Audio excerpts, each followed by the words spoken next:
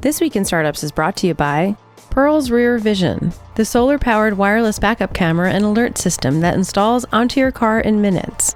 Visit pearlauto.com/twist to order and receive free 2-day shipping. And IBM Smart Camp, powered by Launch.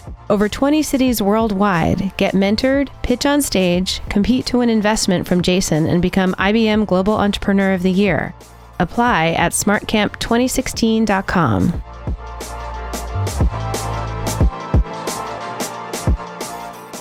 Hey everybody, welcome to This Week in Startups. This is the show where we talk about technology that's shaping the future of humanity and helping angel investors and venture capitalists make bank. My name is Jason Calacanis. If it's your first time listening to the program, where the hell have you been? I've been doing it for 7 years and almost 700 episodes.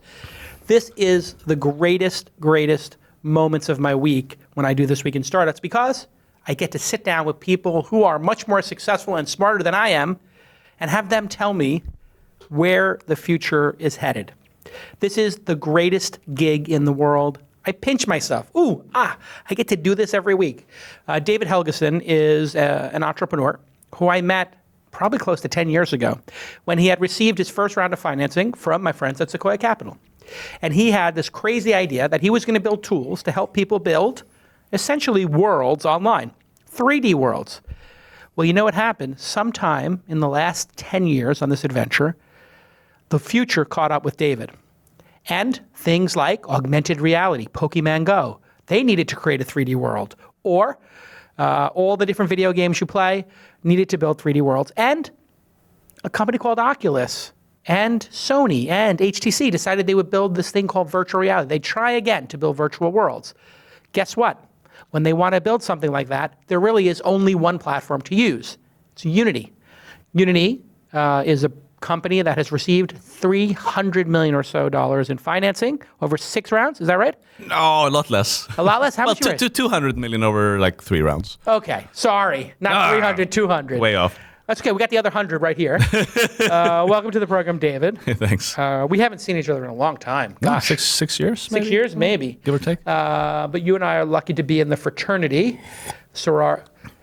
Fraternity is by definition of fraternity only men? I think so, right? So what would be the word for something that's co-ed, that's a fraternity? A co-ed fraternity? We're in the fraternity/sorority. That is the Sequoia Capital founders and investors and angels. Wonderful partners to us, yeah. Sequoia Capital, which did Cisco, Apple, Google, and a WhatsApp, bunch of other companies, YouTube. They did your Series A, right? Yes, they did. And this is an amazing thing because at the time, your company had how many people and where was it located? So we were out of Copenhagen, Denmark, and by the time they've invested, we were 30 people. So we'd actually gone the kind of hard way of failing to raise money and just kind of build software and sell it to people and pay payroll and that stuff. Yeah. And it was frustrating because we're growing. But anyway, we got to 30 people. You bootstrapped. We bootstrapped, totally. Yeah. And then we got to 30 people and like we were so thinly capitalized, we were going nuts. Every month we weren't sure if we were going to pay the salaries. Oh. So we met Rolof Boita, our mutual friend at Sequoia. Rolof Boita, who did the YouTube deal. Before that he was at PayPal. He was our CFO. He's wonderful. He was the board. So he did cool. my company, Mahalo, which then became Inside.com. Yep. And he did your company. Yep. And he was the person who brought YouTube, famously, to Sequoia at the same time, essentially. No, 2007? Before us, yeah. That was 2006. You were 2007 or 2000? 2009, actually. 2009. Yeah, Got it. Okay. So they do that round. But let me show everybody what Unity is because I think this is sort of critical for people to understand what the product is. If you're watching the video, you can see this. If not, you can just go to Unity3D, the number 3D.com. But I'm going to play it. You talk over it. What are we seeing here on the screen? Sure. So you're sort of seeing the editor, like it's a tool that you install on a PC or Mac or Linux, and you can use it to build these worlds. I won't claim that it's easy. But it is sort of as easy as is practical. So, you know, if you know how to kind of edit video or use Photoshop, you can learn this. Right. And, you know, we've got, you know, kids and students and hobbyists and heavy professionals using it. It's really cool. It's a free version that you can use completely. You can make money with the free version. There's a slightly more fancy, not free version if you're like an established company. But it's really the same tools that you get for free that the biggest companies in the world are using, and the guys that Niantic used to build Pokemon Go, etc. It's really cool. So you go in there and you make objects. You define a world. You define a space. Objects. You pull in the objects from other modeling tools. Got so it. like you pull in it's actually Unity is like a stage where you take all the stuff and you put it together and you make it interactive. Got it. And then you compile it with the sort of one button kind of thing to basically all the platforms in the world. Yeah. PC, so you're Mac. exporting it. You export. You compile PC, Mac, web, iOS, Android, all the virtual reality devices, the augmented reality devices. Consoles, whatever. It's who were your first couple of clients when you made this? Was it people making? So we couldn't sell it to anybody who was anybody. So first we just sold it to kind of individuals and hobbyists. Got it. The first And what were they making? Were they making like Super Mario Brothers? What do they call those 2D games where you go from left to right? No, it was actually 3D from the get-go. It was 3D. These are all forgotten games. Really neat little things, but super small. The first kind of real company was actually founded by a couple of dropouts who used Unity to make a kind of a commercial game. That was the first. We couldn't even sell it to like a real company. So you basically had people in the aughts, in the 2009, 2006, 2007. 5, 6, yeah. You had these people who were hobbyists who decided they wanted to make their own video games, independent video games that they would give for free or for shareware. Sell it, Yeah, whatever. Sell it, donationware, whatever. And it was essentially something that was was it a labor of love or was it actually a real business? How much did people pay you back then for the product? I'm really fascinated by this bootstrap phase of your business. So we used to kind of, actually in the basement, we had these crazy ideas. We wanted to revolutionize the industry. We wanted to change how games were made. Right. And we looked at like the 4-track tape recorder, revolutionizing the music industry, and digital video revolutionizing filmmaking. Right. And we're like, we can be the DV camera for the games industry. That was like that is the digital video camera. That is we'll change this industry. That was like 3 guys in a basement kind of thinking. We forgot about that for a while just kind of had to struggle to actually build it. Yeah. Got out there and that's kind of what happened. Slowly but surely, we got these kids that didn't have resources, didn't know how to make games otherwise. How did you get them? I'm just curious. I'm always fascinated by just how you made a get the website. first 10 Just customers. Just made a website. You made a website? Yeah, we didn't do any sales or marketing. Like we just the product wasn't even good back then. It's really fantastic now, but it was kind of shitty. But there was something clear in our messaging. We were out there telling people now you can make games and this is going to change the industry and you should be part of that. Got it. And, a few kind of, scrappy How little did people kids. do it before that? Did everybody have to make their own stage, their own rendering? Yeah, there was a lot of deep code that went into this before. Yeah. That was actually the case. There was some sort of stuff you could buy that wasn't so expensive, but it was kind of crappy. And we were the first, we were the first kind of polished, elegant tool to do this. Absolutely. Right. But then you meet the folks at Sequoia and you've got a couple dozen people working for you. You've got some millions in revenue. Yeah, we did a few million that year. Right. We were sort of a break-even growth business. What did they see in the business that allowed them to invest in a company that was thousands of miles away, run by a bunch of video game fans in Copenhagen? Yeah. Because that at the time, by the way, didn't happen. Companies in Europe generally didn't get the major VCs. True, but we had actually decided that I was going to move. So we were 3 founders. We were all technical, but I was the one that took the sort of business side of things and became CEO. And so we decided collectively that I should move here and be close to the sort of ecosystem guys, the platform guys, the operating system guys, the device guys, and sort of build relationships. Sure. And so I hadn't moved when I met Sequoia, but I was about to. And they probably wouldn't have invested otherwise. They've done a few investments outside of Silicon Valley completely, but really not many. What was their justification for the investment? How did they make that decision? Because it was a very speculative thing, and nobody knew VR was going to come. Nobody knew mobile phones would be using this. Pokemon Go and augmented reality, that was all very distant. True. What was the selling point? So there was a few things. We were just like 3 technical founders. They like that. We built this product that was actually very elegant and polished. It wasn't perfect by a long shot, but it did something nice. They liked that all right. And we were kind of scrappy. We built this company. We paid the salaries more or less on time. And it was sort of like a real thing. Our customers loved it. And they did they called a lot of customers to check. And everyone came back saying like, this is fantastic. not flawless, but fantastic. And there was some excitement that they felt. Now, the guys like that, like Sequoia, I mean, they invest in sort of macro ideas besides these kind of personal direct product things. So the macro that they saw was like smartphones are happening. They met us just after the App Store had opened. So the App Store was a really good signal. Yeah, like the App Store opens in the summer of 2008, right? And we launched our version to support building games for the App Store a few months later. And our growth started going even faster. That was the tipping point? Was it the App Store the tipping point? It was. We didn't understand it even at the time. But Sequoia had this thesis, which they didn't even tell us. They were like, they like developer tools because, or they like a developer platform because it's enabling. Okay, if software is going to eat the world, sure, blah blah blah. The people doing the kind of creating of that are the developers, and a company that aligns with the developers to, with the stated mission of making developers successful, is in a good, interesting position. Then, the other trend is smartphones and that those devices, and the third is sort of games industry is generally not always healthy. It's competitive and complicated, but a big industry and growing fast. We have learned since the dawn of the Atari 2600 onto the Nintendo, Sony PlayStation, that there's a whole generation that are now adults that didn't stop playing games. Yes. Whereas when we were kids in the 80s, just us. It was just us. It was just a bunch of kids. Now, when you look at games, you've got 40, 50-year-old housewives. You've got 60, 70-year-old retirees playing casual games. My grandmother, who's turning 100, she plays, what does she play? Bridge on her, like a bridge game on her iPad. Yeah. Interesting. Yeah. All right. So when we get back from this very important partner message, we have the best partners, by the way. I don't mean to get old Donald Trump, but partners are amazing.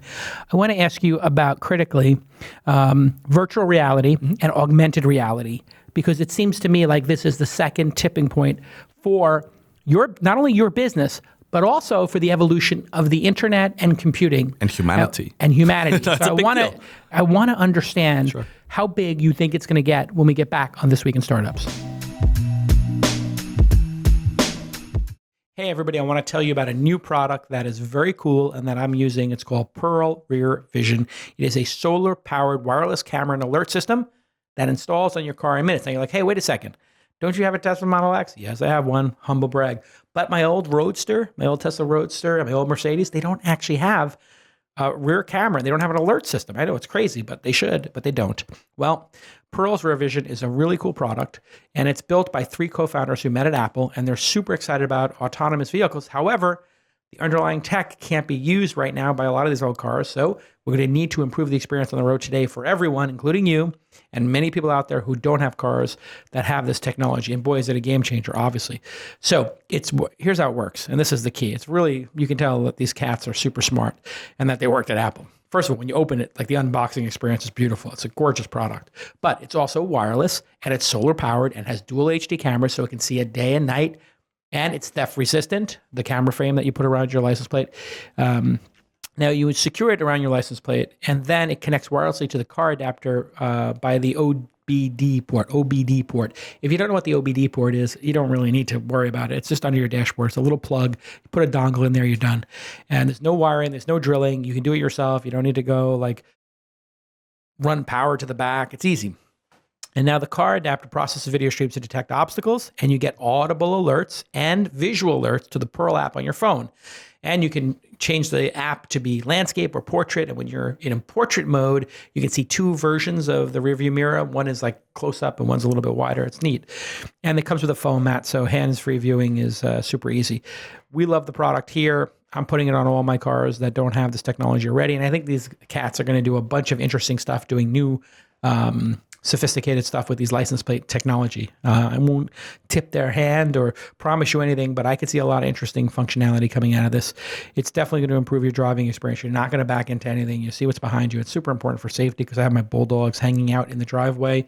You know how it is. The pets get out. Everybody says, oh, shut the doors. And then somebody leaves it open. Now the pets are in the driveway and you got to worry about somebody hitting the pets with the car. So listen, it's essential that you have a product like this. Go to pearlauto.com/twist. pearlauto.com/twist, PEARL auto.com/twist, and you'll get 2-day free shipping. It's a great product. You're going to love it.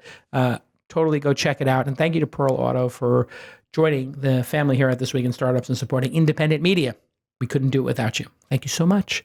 Okay, let's get back to this amazing episode. Hey, everybody, welcome back to This Week in Startups. My guest is David Helgason, and he is the founder of Unity 3D. You can go check out. A founder, yeah. There's three of them. Yep. So that makes him a co-founder. Go to unity3d.com and you'll see what all the excitement is about. They've raised a couple rounds of funding, $200 million. You probably know some of the people like DFJ and Sequoia. And when we left our hero, we were talking about virtual reality and augmented reality. We've seen in our lifetime at least 3 or 4 stabs at this virtual reality thing, and it's never actually come to fruition. It was awful. It's always been awful. It was so bad. Is this time going to be different? Will we have 100 million people doing VR and owning VR headsets? And if so, when? 100? What's the... 100 million. Yeah, that's nothing. I'm asking because there's not 100 million now. No. When will we have 100 million people with a headset? 100 million people in 1 month. What year will 100 million people in 1 month use a VR headset? That's the way to do it. This is the long bet. I'm going to write down my answer. Christmas 20. That's interesting. I was about to write 21. Well, so you think January 21, you can say. When that's like the Price is Right. If you ever when they've unboxed them and whatever. Yeah. Okay. So you think by 2020, which is about 3-4 years from now, 100 million people in 1 month would put a VR headset on. 100 million unique individuals. Yeah. Take me through how you get to that number, because that's adding 3 million people a month for 36 months. Or so, 2.5 million. Yeah. How do you get to the number? How does it happen? Extrapolate trends. Okay. No, it's just a sense that actually, okay. When Brendan Iribe, who was one of the founders of Oculus, he brought this device to our offices just before the Kickstarter. Mm-hmm. So is it like 3-4 years ago? It's such a Oculus. short. Yeah. I think it's 4 years. It's such a short time, right? Right. But he brought it to our office, and I put it on, and it was awful. Like it was ridiculous. What was so awful about it? No, it was just like, actually, like, I mean, besides the screen being really bad and it heavy and so on, it was actually drifting. Like the gyroscope was off. So like, you had to So it made you feel drunk? Yeah, you had to push the button repeatedly just to kind of level the plane. Right. Because it was like, it thought it was tilted. It wasn't. Got it. So, but even with this really awful device, it's much better now, I was like, I want to stay in here. It was such a wonderful space to be in. And Interesting. I just felt so like, I wanted to be there. Right. Maybe not always, but a lot. And I've felt it ever since. Like, I love this platform. And this is VR. AR is a different discussion. Let's take it afterwards because it's quite different, I think. But very different. And developers jumped on it, and it's been super exciting. And it's still tiny. If you count all the VR devices in the world, including like Google Cardboards, which are cool, but obviously kind of suck and they get wobbly after a few tries.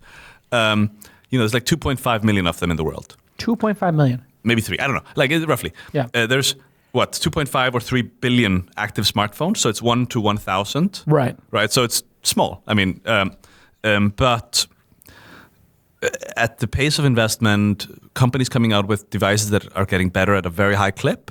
Right. You can already buy some of these devices in supermarkets around like. Really? Yeah, I picked up. Yeah. I mean, they're not the best devices. They're sort of plastic things that you put in your phone in. Right. Sort of a one level up from cardboard. Right. Google Cardboard is essentially a piece of folding cardboard. You slide an Android phone into it. You put it on your head. Or an iPhone. Or an iPhone. You put it on your head, and you get a little bit... a sense of VR without really kind of... You're not there. Mm-hmm. Like, it's not very precise or anything. Right. But it's cool. So, I don't know. I mean, the exact timing, I don't know. Yeah. It's going to be a couple... What has to happen? It's because now we have in the race Sony, HTC, Microsoft, which is more of an augmented... That's VR, actually. That's AR, which is a bit different. But different, okay. So... you've got the Oculus, obviously Facebook. And a bunch of other companies. Doing like a bunch of Chinese companies just making the headsets. Yeah. The headsets are, and of course Samsung with Gear. And so the headsets are becoming somewhat commoditized. Okay. At least on the cheaper end. The headsets. The plastic goggles that you slide your phone into. Which is not strange. It's like it's a screen and some sensors and so on. Yeah. And that's a good thing because you still have to plug it into a phone though. Or a computer. Yeah. But everyone has a phone and computers are actually the bottleneck in some of this. But anyway, it's just I cannot see under which circumstances this doesn't become big because the experience is so good. And you go from, like, there's a lot of sort of experiential kind of being there video, sports. Yeah. I think that's going to be a big thing, like concerts, erotic stuff. Adult stuff is always a big category, yes. Oh, yeah. I've seen some amazing things, by the way. And You've seen amazing adult things? Oh, yeah. Like what? VR? Without getting too graphic. I'm just curious. Like, no, like, just sort of being there video. So you're in the room where there's an orgy going on, you can look around, or it's more like you're having a partner?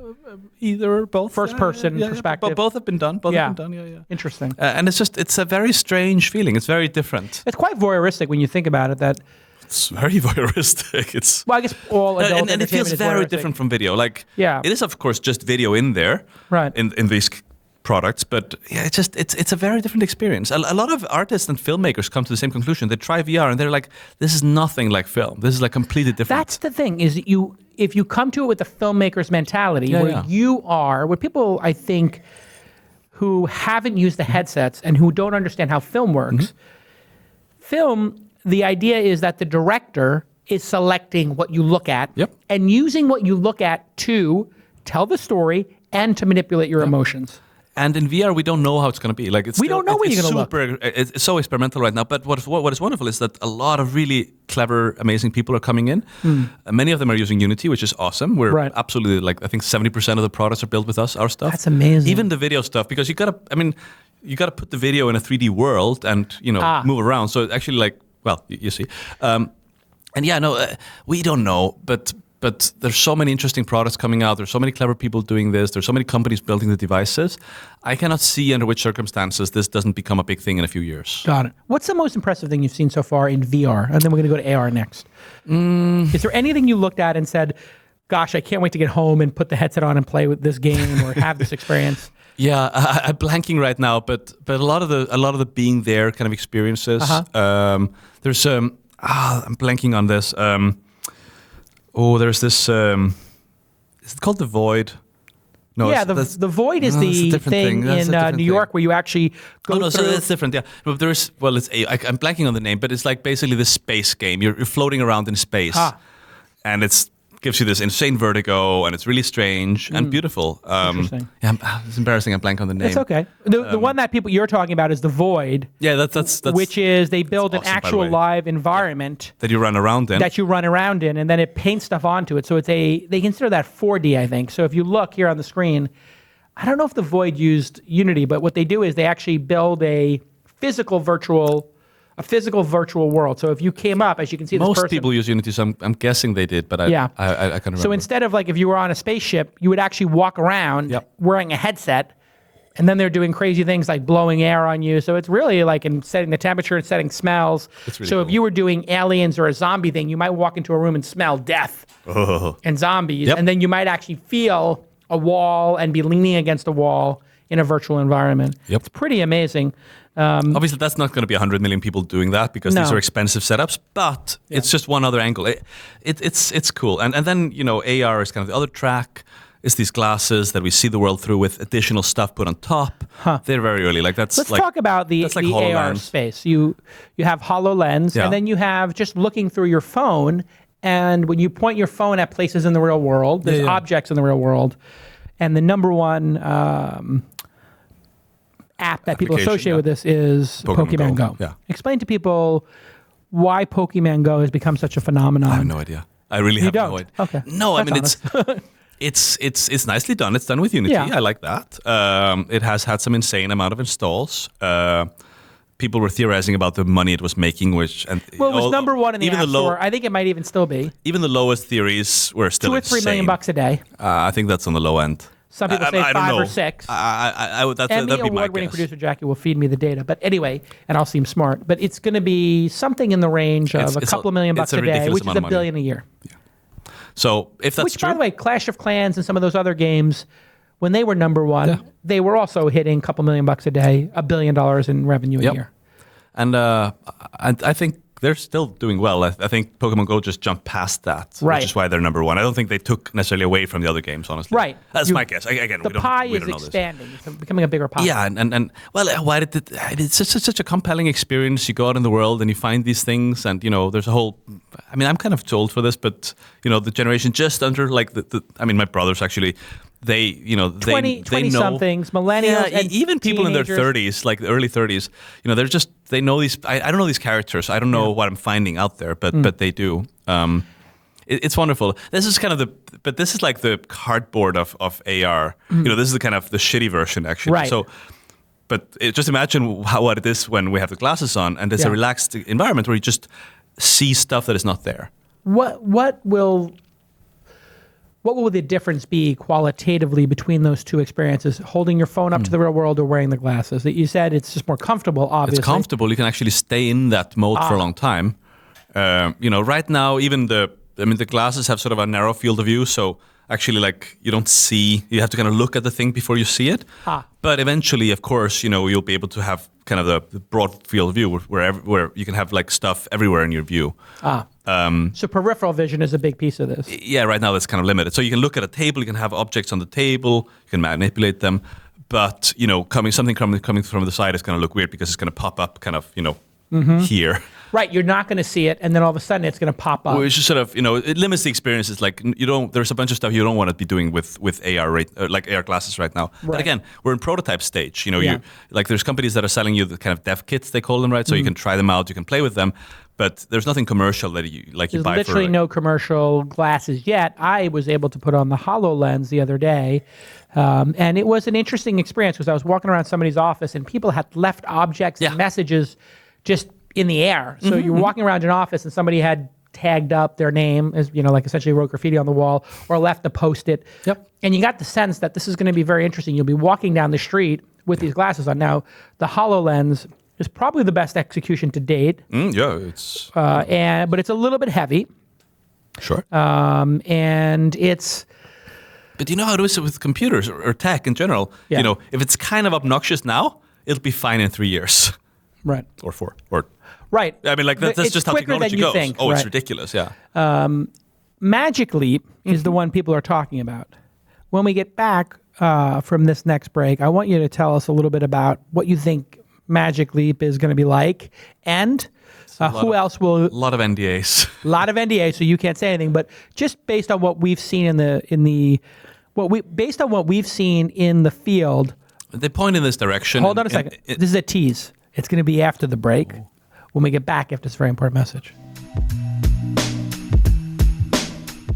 Hey, everybody, I want to tell you about the second year of us partnering with IBM for something called Smart Camp. We had a great partnership last year, and now we're on to smartcamp2016.com. It's a startup competition. It occurs in 20 cities from around the world, and you can find your city on the website, smartcamp2016.com, smartcamp2016.com, or you can find the city closest to you, one you can get to, and you can apply. Applications are closing in a few weeks, so I need you to apply today. And if you win, you're going to get to pitch on stage at the Launch Festival or the Scale Conference, and you're going to get mentored by local IBM city leaders, and you can compete for a chance to be a finalist. So you're going to pitch on stage in your city, become a finalist, you're going to crush it, and then you're going to come to the Scale Conference or the Launch Conference. It's going to be great. The top 10 finalists get to come to the Launch Festival in the spring of 2017 here in San Francisco. They get to meet with me. You have lunch with me. It's great fun. And the top 3 finalists are going to present on stage at the Launch Festival in front of thousands of people. The winner will get $25,000 from me and come to my exclusive incubator, the Launch Incubator. Last year, Carforce went to the incubator and received an investment from me. Actually doubled my investment in the company, went from 25 to 50. And you will become the IBM Global Entrepreneur of the Year, a title you want to have in your pitch deck when you go meet with investors. So go ahead and visit smartcamp2016.com and start your journey. It's going to be an amazing conference, an amazing competition, and you're going to learn a lot, and you might wind up getting an investment from me, Jason Calacanis. Okay, let's get back to this amazing program. Hey, thanks to our partners so much. I appreciate it. And our guest today, David Helgason. He is the co-founder at Unity 3D, which is a platform creating 2D and 3D games. They were the platform that Pokemon Go is built on. but also many other games.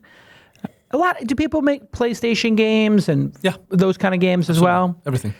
What are some of the big games that are made on it now?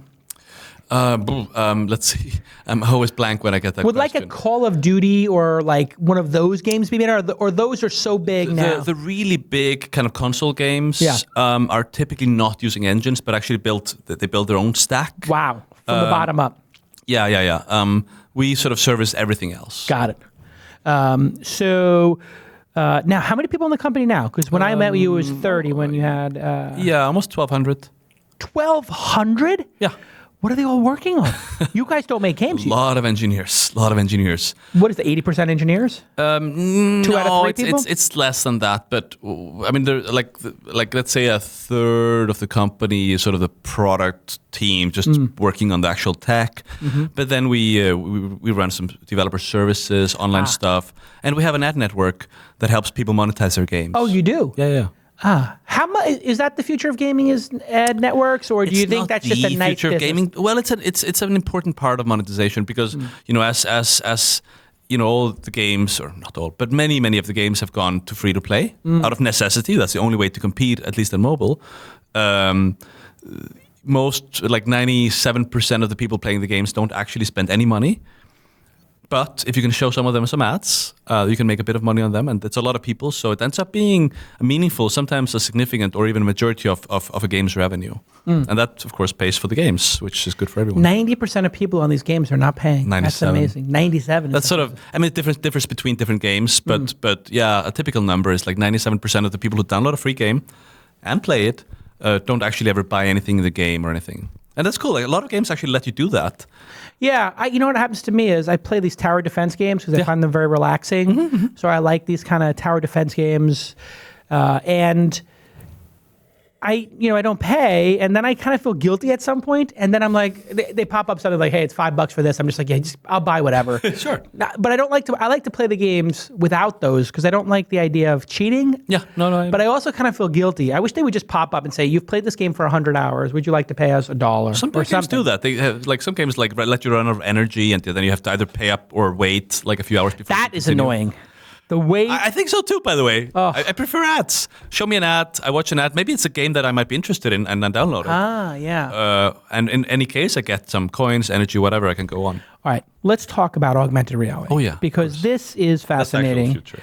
You have Pokemon Go shows people, hey, here's what's possible when you hold your phone up. And then I put on the HoloLens. That's obviously going to be a big deal. That could be a seismic shift, some people think, in computing, where we won't even have monitors anymore. Sure. Well, you say sure. Do you think in the future we'll go to work, have no monitor, just a keyboard on a desk, and you'll put glasses on? The thing is, these glasses, they can put monitors in the room.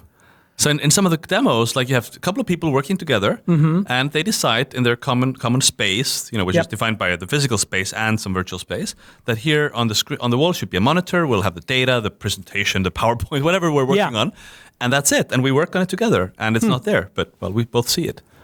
That is mind blowing. Yeah, but there, at a certain point in time, so why would you have all this other stuff? Like, it's sort of what's already happened with the phone. Like, with our phone in our hands, we don't need a lot of computers. Like, I use my computer very little these days.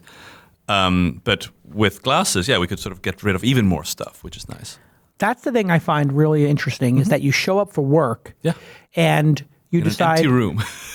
Well, you have like an empty room, and it's just as a bunch of desks, and you put on your glasses, and then all of a sudden... you have a beautiful view out of the window. There's some flowers over there. It's a little bit bizarre when you think about it. Like, all of a sudden, you put your glasses on, you're in a dungeon, like you're in the basement. You put the glasses on, all of a sudden, it looks like you're in, like, on some Greek island. Yeah. And you're on Mykonos. Some of the early cool VR products are like that. They just put your Word document in, like, like in the middle of a beautiful view. And you're just working on your Word document, but you're sitting on a beach. See, that's incredible to me. Yeah. Can you imagine that? We're all sitting there on a beach, but we're sitting here working on our, like, presentation. Well, somebody's got to do the work, right? But no. I mean, I think this is actually happening. It's starting to happen. Well, I heard Robert Scoble told me that at the company that makes content for the HoloLens, they're starting now in meetings to put the HoloLens on in meetings and not work. on computers. Okay, yeah, but yeah. they're doing. Sure. They have keyboards and they're working on keyboards. Yeah. And I mean, you can paint this as a little bit bleak or whatever, but there's like 7 billion people on Earth, and it seems there will be more. Yes. There isn't enough beaches for all of us to sit on. Yeah. Like these beaches would suck if we all went there. Yeah. So like this is necessary for humanity. I really believe so. When will the simulation be indistinguishable? In other words, when you're watching VR now, I was playing a putting game in golf. Okay. And my mind, I started to feel relaxed. I was hearing the birds in the background. I was using Samsung Gear. Awesome. And I was putting. Yeah. And I literally had the physical sensation I was on a golf course. Okay. And the brain will fill in stuff. Like sometimes you can feel like the breeze. I mean, you can. That's my point. It's really strange. Because I was hearing the wind rustling and the birds. I kind of felt like I was outside. When I took it off, I had a very jarring experience. At some point, this will be so good that our minds will be completely fooled. Well, how far is that, you think? Is that 10 years, 20 years from now? I mean, we, as in like the computer, the game technology people, like we feel that every year, like, now it's really photorealistic. Yeah. And then a couple of years later, we look back and it kind of looks stupid. Yes. So, I don't know. I think we have a long path ahead of us before it's like realistic, but that's okay because, it's getting better at a very high clip. I mean, when you watch computer-generated graphics... Imagine if reality got better every 2 years. Like, that's kind of cool. Well, that's the thing that's kind of interesting, because if you think about it, at the pace this is getting better, it would argue that maybe we're in a simulation right now, and that the planet Earth is a simulation. I know this is the simulation theory. The simulation theory. I've thought a lot about it. You've thought about it. Yeah, explain to people what this theory God. is, and where you stand on it. So, the theory starts something like, at the speed up we've seen in computers for the last 50 years, of Moore's law making things 60% faster per year. Isn't that the rough? Everything doubles every X years. 18 months, whatever. 18 months, yeah. So if you get, let's say, 60% faster for 50 years, that's God bless you to everything. That's what's given us this. Yeah. If you extrapolate that by another 50 or 100 years, a computer in your phone, in your pocket, should be able to kind of simulate, a whole brain. You give it a couple more years, you can simulate all of humanity. All of humanity's brains. Yeah. Right. 7 billion brains. If somebody did this math, if you take all the energy from the sun and you capture it, then you can simulate all of humanity at, I think, 1 trillion times. So you can run a simulation of all of us 1 trillion times over. Wow. Simultaneously. So can you imagine how many gold medals and Emmys and if this happens Oscars within a space of 100 years or whatever, then the logic goes, why is it that we're not already there? I don't really go by it, but it's a reasonable idea. Like, I can't argue against it. It's just my intuition says no. Yeah, and the interesting thing is, if you were in the simulation, you would probably have been programmed to lean towards not believing it's a simulation. Maybe, or it's a raw simulation where anything goes. Some people that look at quantum physics feel that quantum physics looks a little bit like what you would expect the simulation to look like. Yeah, that's fascinating. and the uncertainty principle, where like a lot of properties aren't really locked down. Is what you would do if you didn't want to define too many variables. You would actually leave them to sort of randomness, and then only when people look at them would you actually give them a value. So, you can follow this logic really far down the rabbit hole. It's fascinating. It's reasonable enough. Okay, so however, augmented reality. If we're not already there, then my company hopefully is the company Unity will get us there. It would. Within our lifetimes, I hope. For sure, in 30 or 40 or 50 years, we will be able to simulate our reality, and we'd be able to simulate a better reality, a hyper reality. And then, what I like is the fact that it's a free tool. Anyone can download it. Like that's how it should be. Make your own reality. Everyone, No, I won't. I mean, I don't really care about one company being able to do it, but I want everyone to be able to do it. If you were sent to prison for a horrible crime, they don't let you have the internet. This is, in some ways, makes sense because you can commit crime on the internet. I guess. I wonder if you were in prison 50 years from now, 30 years from now, and access to virtual worlds became how we mitigate half of our lives, 2/3 of our lives. Would it be against a person's basic human rights to not let them go into a virtual reality. In other words, this could be like an incredible script. You and I could write this, but if you think about it, already did kind of. it's kind of like dystopian. Like the price of going to jail would simply be you can't put a headset on. Now the cool thing about that is you might be able to reduce the sentence length because it's such a terrible punishment. Exactly. Or you could say in prison, if you behave, we're going to give you time in the virtual simulator.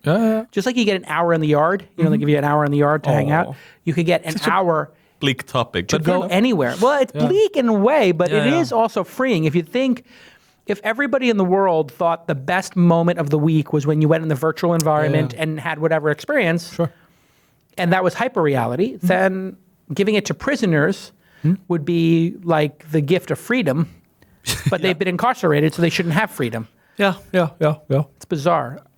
There are some really difficult decisions ahead. Let's talk a little bit about augmented reality. One of the big controversial companies, or I shouldn't say controversial, inspiring and quixotic and mysterious companies is Magic Leap. I know you guys have a relationship. You've signed NDAs. Okay, we got that.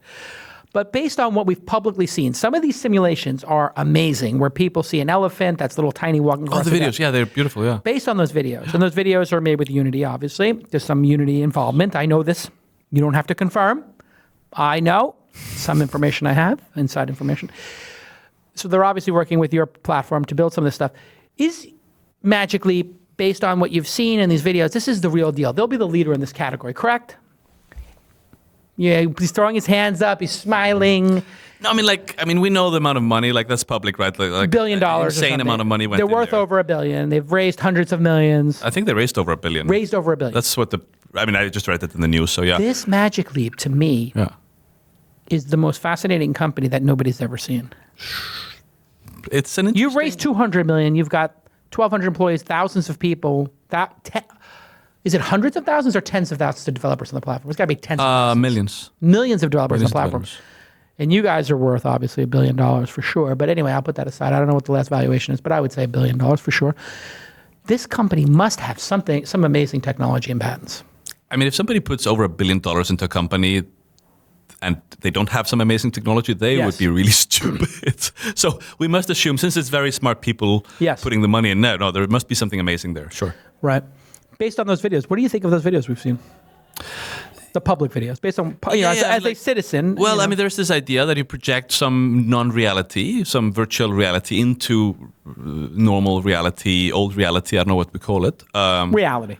Into reality 1.0. Yeah. Okay. So yeah, that's fascinating, and a number of people are doing that with HoloLens does it. HoloLens and Meta startup here. Really cool tech, by the way. There's a couple of Chinese companies, doing this similar thing. So, I mean, there'll be different techniques. There will be different form factors. There will be different ways of projecting the images. They're basically projecting light directly into your eyes, is what a lot of these companies are doing. Is that how the technology works? They're just sort of projecting into your eye? Yeah, who knows? You can't say. Okay. Well, there you have it, folks. But it's going to be big. It's a fascinating company. It's a fascinating company. Having met some of the leadership, it's... Yeah. They're doing something very legit. They're not fooling around, that's for sure. They're not fooling around. I need to get information on this. I'm just tell my audience. If anybody has some inside information, I need to get information. Tweet it at us. No, send it to me directly. Jason at launch.co. What do you think the applications for augmented reality will be?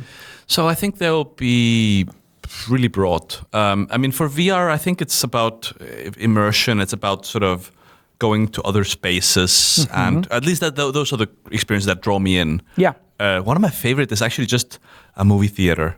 You have a whole theater for yourself. You're alone. Oh, I love that. And there's a movie, and you're in the darkness, and it's such a calming experience. And I get away from everything. I want to do that in a long flight.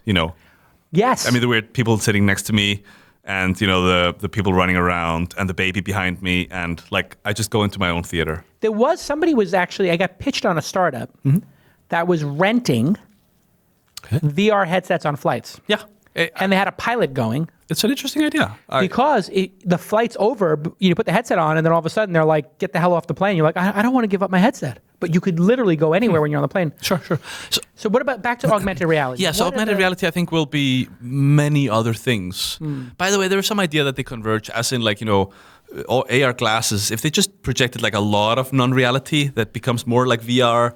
And right. And by the way, some VR VR headsets, are getting cameras, so they can actually project reality in there. Right. So these converge to some level. Maybe they're not that different in the end. Right. But when you're in VR and you are going to climb Mount Everest, what's happening on the plane has nothing to do with that. Exactly. Or you want to go to Coachella, which, listen, far more people are going to experience Coachella in a virtual reality than are going to experience it in person. It seems very likely, yeah. I mean, and so this is going to be super interesting. There'll be the ability for you to experience and walk around Coachella from stage to stage, or walk around Burning Man possibly. Yes. Without ever going, but having 80%, 90% of the experience. It's pretty crazy. Yeah. When you think about it. But augmented reality, you're putting digital assets in the world. In the real world. And there'll be entertainment products and stuff and games, lots of games, but a lot of what would be an example of a game in augmented reality? I mean, some of the obvious stuff is just like like a board game, or whatever. Like you throw in, like the Star Wars kind of a hologram, holographic chess. Sure. Well, I mean, all that stuff you can do. So you and I could be sitting at a cafe and we're moving our hands and we see a chessboard. Nobody else can see our chessboard. Exactly. Yeah. That's those are the obvious things, right? Yeah. Then, there's been demos and videos and tryouts where, like, there's zombies coming through the walls and stuff like that. That I like. Which is really cool. And I'm not sure I want to do that, actually. It's maybe too much for me, but I want to do it. But anyway. See, this is the thing, David. In the zombie apocalypse, that's where my skills are going to come to use. Because I'm not smart. I'm clever. I'm a hustler. I can also convince people of things. In a zombie apocalypse, I take over. Okay. For sure. I'm the mayor of San Francisco as a default, but I might become the governor of the entire west coast of America in a zombie outlook because I know how to handle that kind of situation pretty well. So that's good. The interesting thing about your idea about the movie theater, see, this is fascinating to me because people like different experiences in a movie theater. And when I grew up in Brooklyn, one of the things I missed most about Brooklyn was when I was a kid, we would go see a movie. Yeah. And it was actually 4D because everybody in the movie theater would be yelling and screaming at what was happening. Sure. One of my best experiences was Rocky. You know the movie Rocky? Yeah, of course, yeah. Literally, when we saw Rocky as a kid, everybody was standing on the chairs, screaming at the Fort Way in Bay Ridge, Brooklyn, on Fort Hamilton Parkway in 692. And it got so crazy that people started throwing their drinks at the screen, popcorn flying in the air. Wow. They literally, there's two ushers. The ushers gave up. It was bedlam. It's all 12 to 15-year-old kids going insane on a Saturday. That's the movie there I want to go. Wow. I don't think many people want to go to So, that. of course, this is presumably Facebook's vision of VR, like it's a social experience. You bring people together into these spaces. Right. I just haven't seen a lot of interesting products doing that yet, but I have no doubt it's going to happen. I actually think that's a really clever one. I mean, that's got to be Facebook's motivation. Why else would they buy a $2 billion hardware company? They've got to believe that the news feed is going to become antiquated and boring when virtual reality comes out. And it's going to be fascinating because I would like to watch certain things with my mom and dad. And it would be very cool if our family could get together and watch I don't know if The Sopranos was on. It would be fun with all the people from Brooklyn to watch Sopranos together, but I don't want to watch I do that with my brothers who live in different parts of the world, Yeah, you do that now? Or I would do it. Absolutely, yeah. So tell me a little bit about China. You keep referencing China. Do you have a lot of customers in China? Oh, yeah. China is huge for us. Yeah. We went early to China, and, China is hard, and I wouldn't say we did a fantastic job of going to China, but we did a pretty good job. And I go to China a lot. I love going there. The developers are, turns out, kind of the same as in the West. Smart, creative people who want to build cool stuff, and they like Unity. And we do this conference all around the world, and I go and speak with them, and it's just super fun. What is it like in China in terms of startups and culture and those kind of things? 'Cause it's even faster than here. Explain. It's just like people are ferocious. They're just ferocious. Yeah, they're just creative and ambitious, and no, I mean, I actually go to Beijing, Shanghai, Shenzhen, like that is the gold standard for ambitious people thinking big. Really? Yeah. It's it's not an old culture, like it's a younger culture. Like they don't have as many kind of technologists, they don't have people that have been doing kind of technology for 20, 30 years. Like here, they haven't built as much of their sort of deep infrastructure as we do here in the Valley. Right. But the ambition level, and they've been working for the last more than a decade in this hypergrowth environment, where in a hypergrowth environment, business logic is quite different from a lower growth environment. Explain. In a hypergrowth environment, the fastest person has such an advantage over the other people. And fastest, even in just making quick deals. So, if you try to make, we've done a lot of business here, and if you try to make a deal with a Western company, say, over some collaboration or some sharing of some business, you'll spend months arguing it, and in the end, when the contract, there'll be like all these kind of waterfalls of like if this happens and that, then we share this bit here, and if the divorce clause is like this and yada yada. And this is logical in a lower growth environment. In a hyper growth environment, you're actually better off just saying 50-50 go. Because by the time that you're there and it's growing, the 50% is going to be a hell of a lot. The 50% is much better than having like some trickle down and some alternative yada yada. So it makes for in many ways a sort of sloppier business environment. And there's a lot of stuff that is being funded and being built there that is not necessarily high quality, but there's some really amazing things. And some of the internet companies coming out of China are, lean, mean, kind of taught, amazing companies. Like that's Tencent. Qihoo is not famous here, but they've done insanely well in China. What do they do? They started it's an amazing company actually. They started as a antivirus software like company. Symantec. Yeah, exactly. But they were ambitious in a way that was different. So of course, it was free because you don't really charge for software in China. So everyone had this. It was like, you never trust numbers out of China, but we were hearing things like 90% penetration of their antivirus software. Wow. Okay. So what do you do then? Well, a normal company would have sort of like tried to monetize it a little bit. Because everybody's on Windows there.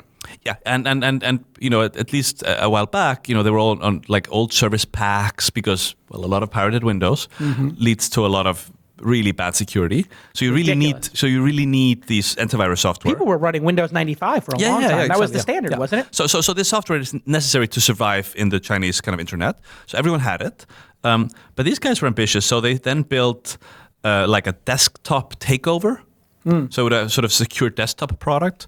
So now they control your desktop. So now they start selling you kind of media, games, whatever. So they become a big games publisher. Now they IPO'd on NASDAQ with this, with $2 billion or something. Now a lot of people would have settled with that or sort of optimized. Yeah. But then they realized, a lot of people with Android phones are kind of charging their phones from their PCs. So interesting. What happens if you have a antivirus software running on a PC and an Android phone is plugged in? Well, you could offer people to put in like this security software on the Android phone. Oh my goodness. But of course, not just security like a shell. Put anything. It's an app store. Sure. So they run the biggest app store in China. Hilarious. Yeah, and I haven't checked, but like at some point they were $10 billion. They're doing really well. Qihoo, yeah. Super ambitious company and just like taught and innovative and aggressive, like crazy. Huh. Fascinating. Yeah. It's amazing how democratized China has become. It's not a democracy. It's far from it. But this capitalism has created democratic-like culture, right? Definitely sort of the kind of, what do you call it, like the American dream, I think they used to call it. Yeah, it was the American dream. That any person could create a company and become wealthy and become a titan of business. And there's a lot of those. They and it have that dream there now. Super fast. But, they don't vote, do they?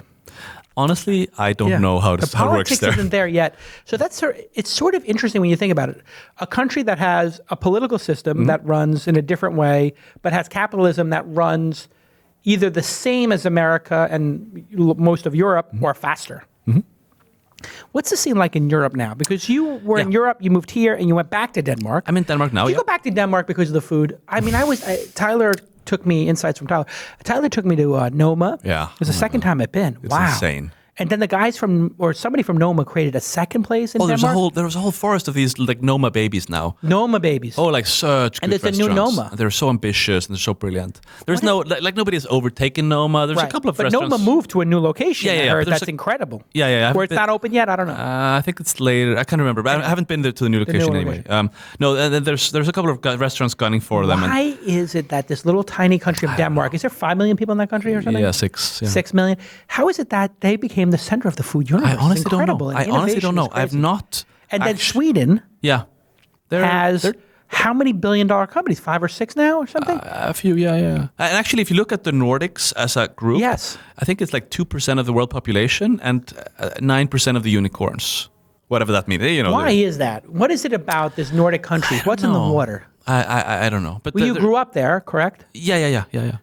Is there something in the education system that made you more entrepreneurial, or is there a diligence or a design? the weird thing is I it's think not- it's design, because it's- I noticed yeah, that you a guys lot are of very design. good at design. A lot of design. And design ate the world. And there's some really good technologists and some really good programmers.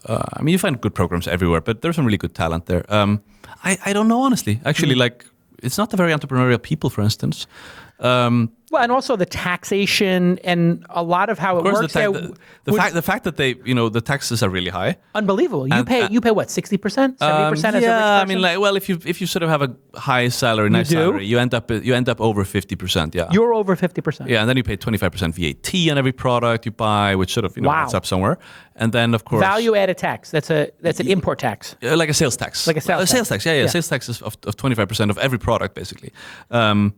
And then, of course, capital gains is 42%. So Cap gains is 42%. Yeah. So why do you choose to live there and be a citizen of that when you could come here and pay 30% capital gains? When you start a company, I don't know, are people really thinking that? You're just building something amazing. For you as an individual, you moved back. We hear the narrative that people from France and England, they come here. So I have kids, and it's a fantastic environment. The bicycle lifestyle is incredible. Oh, it's so nice. So, I'm watching Chris Saka's Snapchat. Chris Saka was there for a month, I think. I'm watching Snapchat in July. He's in Copenhagen. Then I watch it in August. He's in Copenhagen. A lot of people are noticing this bike lifestyle. Yeah, we just ran a big tech conference there with kind of people from all over, and it was really wonderful. Like there's a lot of startup kind of things happening there right now. And in Copenhagen, and the sort of Nordics, but yeah. But we pulled in a lot of energy there. No, it's fantastic. So having stepped back as CEO of Unity 2 years ago, I'm still on the board.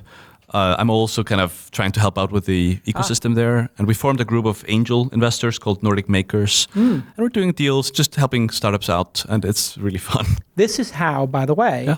An ecosystem is created. Yes. People create successful companies, and then they go mentor and invest in these companies. Yep. How many companies have you invested in so far? How many do you plan on doing? The group is really new, so we've only done like 4 deals together. So you vote as a group, or we actually just sort of we're still figuring out the system, honestly. It's just really clever guys. Like it's sort of 10 people that have created companies worth $10 billion total. Wow. So a very good group of people. Individually, like some of them are super angels. I think total we've done over 100 deals, but together as a group only 4 so far. But we only just we announced it like a few weeks ago. Amazing. This is basically how I started my career. I started Open Angel Forum. Yeah. And Uber and Thumbtack presented at some of the early ones, and I was the second or third investor in each of those companies because nobody was angel investing back then. No, you couldn't find the angels in America. No. It was before AngelList.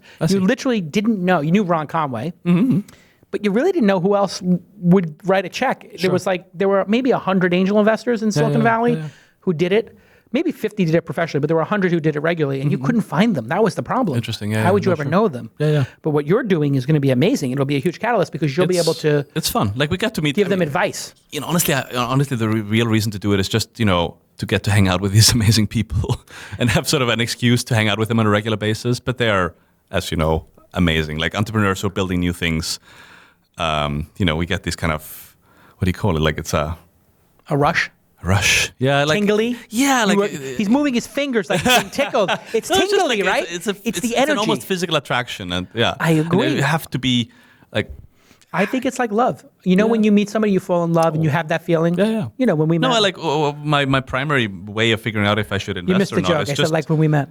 No. When we met, we had that kismet. They call it kismet here, but it is true when you meet these entrepreneurs and they tell you this is what I think the future is going to be. It's so attractive. Yep. And if you see it through their eyes and you believe in it, then you have to work with them. Yeah, it's amazing. It is lovely. See, this is the thing about people don't realize about angel investors. If you're going into angel investing just to make the money, I think it's. You could go into it for that reason, but when you do it for 2, 3, 4 years, you're going to realize you do it because you love innovation and founders who do it. Sure. Because you have to love them because it's so hard, isn't it? It is very hard. What do you think, now that you've been an entrepreneur, now that you're angel investing, what do you think is at the core of being a founder of a company? What do you think makes a person ready for that journey when you think about it? I think the journey makes you ready. The journey makes you ready. Explain. Unpack it. No, I mean, I was a dropout student. I was not planning to. I was a programmer since I was a kid, but actually, I was not drawn into programming. That was not really my craft. I thought I was going to study like Arabic and Middle Eastern studies and. Really? Yeah, my father's a medievalist, and I was just a medievalist. Medievalist, yeah. What do you have, a dungeon in your house? Has he got a bunch of swords? Did he make you wear armor to school? Oh, come on, study of medieval texts. He studied medieval texts. Yeah. And a linguist and a lot of languages and so on. That is not my path, but you start building a product and you start seeing what this product might be. You form some theories like ours of, we can democratize this industry. Right. And then I think that drew us in and just prepared us and taught us. And it's a very hard master. But eventually you come out on the other end kind of, whoa, that was kind of crazy. And by the way, we're not out, like you need to still... Yeah, you're still building. It's not a public company or anything. No. And like we got competitors and it's a complex ecosystem. I'm not claiming it's over, but we've served a lot of customers. We helped a lot of people and we can keep doing that. But yeah, you come out and you realize it just taught you a lot. In a way, it's kind of like flying a plane. Like... or jumping out of a plane, or like climbing a mountain, like literally being one of those rock climbers. Like once you get halfway up the mountain, you can't go back down. No, that's true. You have to just go up, and if you start flying, like you get the plane up to altitude. We had assembled a lot of personal debt, so yeah, we just had to keep climbing. That's true. You got to just keep climbing. Like this kid, there's a kid, Alex Hummel, I think is his name, in the United States. Mm-hmm. He climbs mountains with no ropes. They call it free soloing. You look this kid up on the internet.